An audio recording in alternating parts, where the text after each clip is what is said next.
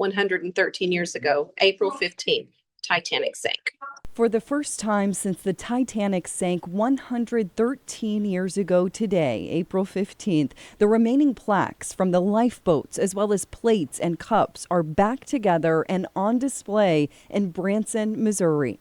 Bailey Stroll here at the Ozarks First Digital Desk, and today, on the anniversary of the Titanic sinking, I got to visit with a first-class maid at the Titanic Museum Attraction in Branson, as well as a very well-known Titanic collector, Tony Probst, as well as a descendant of a Titanic survivor. The museum is putting on a special event and display this Wednesday and Thursday as part of the Titanic Remembrance Week, and it's open to the public. So if you want to attend or you can't make it, I'm going to show you and have these experts explain to you the backstories of some of these artifacts and how they were discovered and acquired over the years, and it's something that is really fascinating to learn about. So first, I spoke with Tony Probst and Jamie Terrell, first-class maid at the museum, about the lifeboat plaques that are on display these next 2 days, as well as the china that was specifically made for the Titanic. In all, there were 20 lifeboats on the Titanic, and on display now are 6 of the 7 plaques that have been discovered. I'll let Jamie and Tony explain how they were discovered and why that one is still missing from the display. The lifeboats kind of get lost into history, right? We romanticize it that, oh, we should document those. Maybe one day there'll be a museum and we'll want to see those. That wasn't what they were thinking about in 1912. They were just, White Star Line had a fleet of ships and Titanic was one of them. And so all the lifeboats were offloaded when they brought in the survivors in New York City, and they were put into the White Star Line's warehouse, basically. Well, those placards just got ping, ping, and more than likely just tossed into the trash, probably.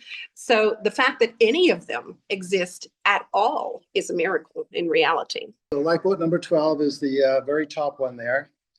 And the next one down, I used to own that. I sold to Rick Springfield, the singer. He owns that one right now, and that's from lifeboat number 2. And the only other one that I know that is documented where it came from is on the top over here, the very white one from lifeboat number 5. The other 3, I don't believe it's known exactly what lifeboat they came from.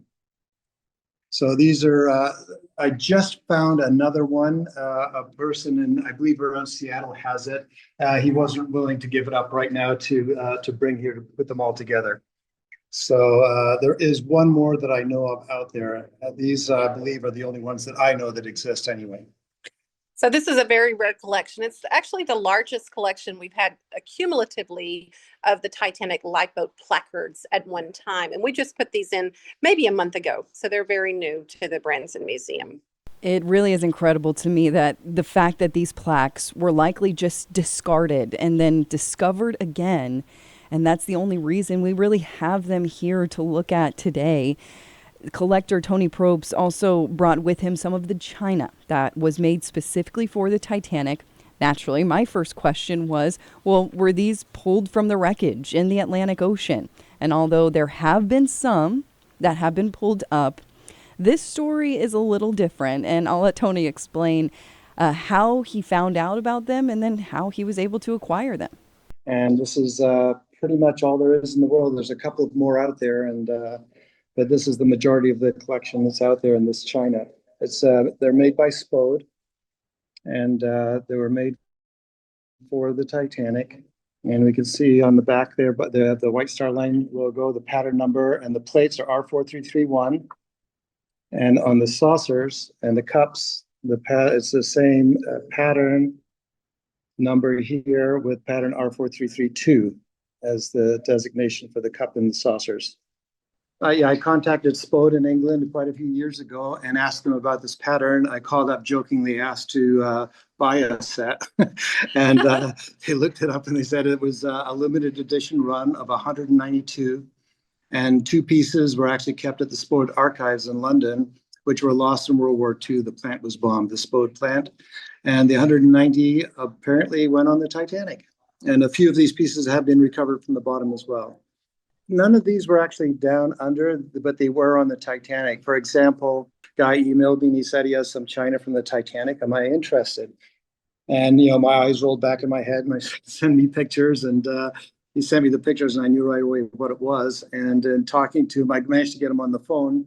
And turns out his grandfather was the chief steward on the Titanic. And the Titanic was going to leave at 6 a.m, and she didn't leave till noon. And because of the coal strike, they had to transfer coal from other ships to the Titanic. And at 9 o'clock in the morning, he invited his wife on board, the chief steward did, and gave her something to eat on one of these plates and cup and saucer, and told her to keep it. So a lot of them, a few of the pieces were, let's just say, liberated off the ship before she sailed. Souvenir. A first class souvenir. Wow. So a little 5-finger discount even happening back in 1912. And I want to mention something that is on display year-round in the museum, the life jackets. Jamie tells me there were more than 3,000 life jackets on board, and only 14 are known to exist in the world today. And they have 5 of them on display in Branson. And I was speaking with Tony and Jamie today, and speaking with them, they had a bit of a surprise for me.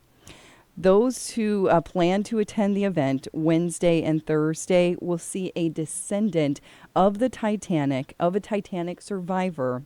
She's in Branson right now and was on the call with me today. Her name is Claire, and she is the great-granddaughter of Hilda Marie Hellstrom, who was a third-class passenger from Sweden and survived the sinking. How does that feel for you? It's emotional. Yeah, it kind of is. It's very impressive, to be honest with you. And you did such a wonderful job here as well with the Thank museum. you. It's gorgeous. Had you, refresh my memory, had you been to this museum in Branson before? It's your first No, trip? it's my first trip, so Okay. it's been really So, nice. I've worked here for 18 years, and a lot of the crew members have worked here for about that long as well. And we always tell everybody, this is a job that we get to come to. We don't have to come to, and it isn't a job. These stories of the passengers, they become like your family almost, if you've ever heard old stories told by your family, the next part of the story, you've heard them over and over. And I don't know those people, but I do know those people. And we consider it just a big honor to carry on their legacy. And their legacy is their memory. And we get to be the ambassadors of that for your family. And we have had over 300 Titanic descendants come through this very museum in Branson. And every single one of them have told us the same thing.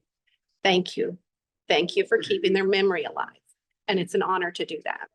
So in telling this story and, digging up these artifacts, pulling them from the wreckage and putting them out on display is sometimes a controversial topic. Some might say these things should stay where they landed, at the bottom of the Atlantic Ocean. But you heard what Jamie just said about the descendants, thanking them for keeping the passengers' memories and their ancestors' memories alive. And as a history buff myself, I can see both sides of this, but on an anniversary like this one, it is really incredible to be able to hear these stories, learn about our past, and get to see with our own eyes the pieces that signify so much in our world history.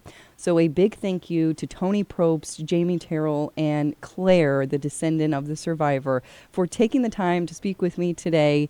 And that does it for me here. I hope you enjoyed it. From the Ozarks First Digital Desk, I'm Bailey Stroll.